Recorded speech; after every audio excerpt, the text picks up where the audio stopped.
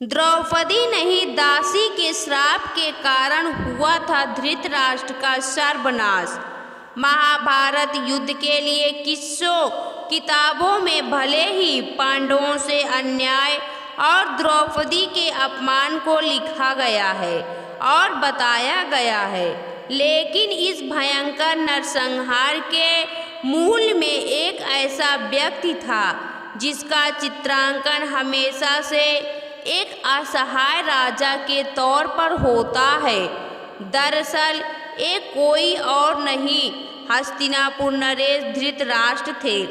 एक जन्मांध की क्रूरता की करतूतें ऐसी रही जिसने न सिर्फ राज्य का सर्वनाश कराया बल्कि अपने कुल को भी पूरी तरह मिटाकर छोड़ा। धृतराष्ट्र बेहद क्रूर और निर्दयी थे और इस आदत के चलते वह जन्म से मृत्यु तक परिवार के लिए मुसीबत बने रहे। कहा जाता है कि पूर्व जन्म के पापों के चलते ही धृतराष्ट्र जन्मांध पैदा हुए।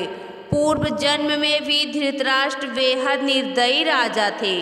एक बार वह सैनिकों के साथ राज्य भ्रमण पर गए तो उनकी नज़र तालाब में बच्चों के साथ अठखेलियां करते हंस के परिवार पर पड़ी, मगर अपनी क्रूर मनोदशा के चलते उन्होंने सैनिकों से हंस की एक आंख निकलवा ली। दर्द से बिलखते हंस की असहनीय दर्द से मौत हो गई। बच्चे भी मृत्यु को प्राप्त हो गए। मरते हुए हंस ने उन्हें श्राप दिया कि तुम्हारी भी यही दुर्दशा होगी। इसके असर से धृतराष्ट्र अगले जन्म में अंधे पैदा हुए और सभी संतानें भी इसी तरह मृत्यु को प्राप्त हुई।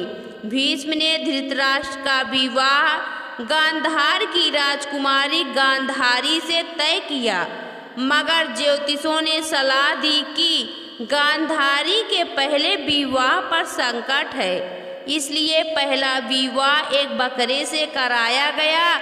इसके बाद बकरे की बलि दे दी गई। इसके बाद गांधारी विधवा मानकर धृतराष्ट्र से विवाह कर दिया गया। अब गांधारी विधवा थी। इसका पता लगने पर आग बबूला धृतराष्ट्र को शक हुआ कि न जाने किस कारण विवाहित गांधारी का पति मारा गया।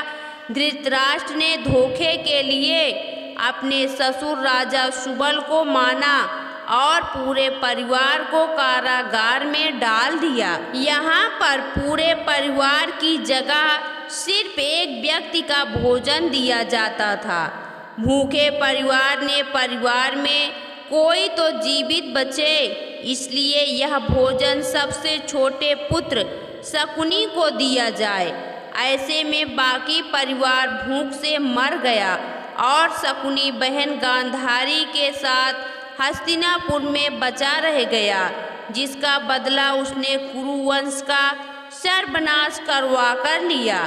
धृतराष्ट्र जन्मांध ही नहीं कामांध भी थे। गांधारी और उनके 100 पुत्र नहीं बल्कि 99 पुत्र और एक पुत्री दुशाला थे।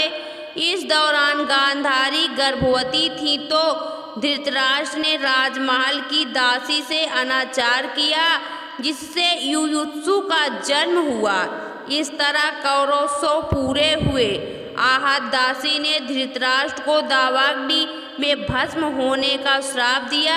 इस कारण उनकी मौत जंगल में जलने से हुई थी।